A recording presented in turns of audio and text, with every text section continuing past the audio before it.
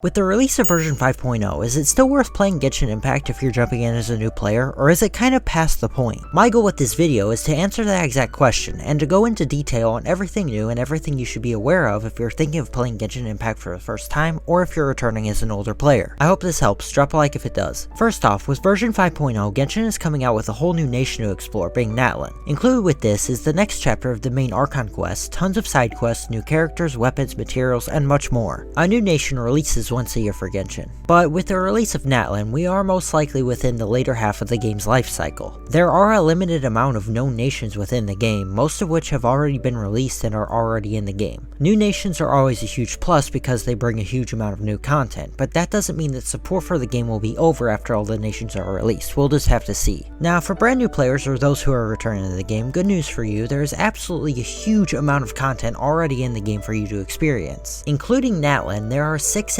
entire nations for you to explore, and that's not even including the underground areas and new parts of the map that are added with almost every single update. If you're starting from the beginning, there are hundreds and hundreds of quests, and depending on your playstyle, there are hundreds upon hundreds of hours worth of gameplay here. I started playing Genshin a year and a half ago, and I still don't feel like I'm even halfway through the amount of content that Genshin has to offer. And that's not even to mention the limited time quests, events, daily commissions, resin spending, or anything else like that. And each quest, event, or anything else you do in the game gives you lots of rewards and lots of XP to level up. If you're brand new, you have a ton of stuff you can do, and you won't be running out of content anytime soon. But I do see the flip side to this too, being, are you too far behind? Because hearing that there are hundreds of hours of gameplay to catch up on can be overwhelming. But in my opinion, the answer to that is no, you're not too far behind, or behind on anything really. Outside of the main Archon quests, Genshin isn't really a linear game. And by that I mean, you can do anything you want at any given time. If you want to jump in now and explore the brand new nation, there's really nothing stopping you from going there. Nothing's going to be spoiled in the main story from you going to the new area and experiencing all the new things. There aren't really any negatives to it, besides maybe enemies being a little difficult, but even then, enemies are scaled off of your own player level. Like, you won't encounter a max level enemy at adventure rank 20, and the game will tell you if you're going into a dangerous area. You're able to do any of the open world nation quests that you want for pretty much any area, and nothing bad will come of this. If anything, you'll just level up faster. My point is, you won't be locked to older nations just because you're just starting. You're not required to catch up on anything in order to play the game and have fun in the new areas. And also, Genshin is confirmed to be launching on Xbox in November, which opens up the game to a whole new market and a whole new player base. This is huge for the game. There will more than likely be tons and tons of new players jumping in who weren't able to play Genshin before, and them launching the game on a whole new platform just shows their continued support for the game over the years. Many people agree that Genshin is one of, if not the best, live service games to exist in the current gaming market. There are tons, and I mean tons of live events in the game, added literally every month. So many in fact that I struggle to keep up with many of them. Honestly, it's rare to not see a new live limited time event for the game. And this is huge because not many studios are able to support their games like this. Most just fizzle out within a year or two. These events, on top of monthly patches and updates and new characters and new parts to each map, new quests, and everything else Genshin has to offer. Now, one downside, there are some important limited time events that you will have missed if you're just starting, such as previous year's summer events. During these events, we usually get a whole new area to explore and a new quest line for a limited time, around a month usually. But for the most part, you'll never miss anything super significant. But that is content that has been missed and will never be accessible again. If you want to experience it, you'll have to watch a playthrough or read about it. This is unfortunate, but it's not a deal breaker. And we haven't even mentioned characters yet, which there are 89 of currently. There are so many characters to choose from, and most of them are rerun on the monthly banners throughout the year. If there's a particular character you like, you'll most likely see them at some point on the banners and be able to wish to unlock them, as long as you save up your primogems. Support for characters is far from over either. There's new ones all the time, and they come out with each new nation. Plus, new weapons come out all the time, and artifacts, which are used to make your characters more powerful. And with version 5.0, they're giving out a free standard 5-star character to anyone who logs in. You don't have to wish or use your primogems. Yet another plus for new or returning players. Genshin has had a lot of quality of life updates recently too. One of the big ones being the new encounter points, so that players don't have to do the repetitive daily commissions every single day. And with the daily commissions, if you choose to do them, the game will prioritize the quests with the achievements you haven't gotten yet, which is really nice. Also recently, they added a whole new guide for artifacts for your characters, made getting good artifacts easier and more attainable, and increased the daily resin cap so you're able to do more domains and boss fights each day for even more rewards. Recently, they've been doing very well at making the game not really easier, but more accessible and less repetitive, if that makes sense. So with all of that information, is Genshin Impact still worth playing? In my opinion, the answer is yes. The amount of support for the game by the developers is huge, and even though the game is already 4 years old, it's still growing and expanding. The live service aspect, new updates, events, characters, and so on are all far from over. And with the ability to do whatever you want at your own pace, new players won't feel stuck or left behind by the huge amount of content in front of them. If you're thinking about playing Genshin for the first time or returning as an older player, there's no better time than now at the launch of version 5.0. I hope this video has helped. Drop a like on it if you've enjoyed or found it useful.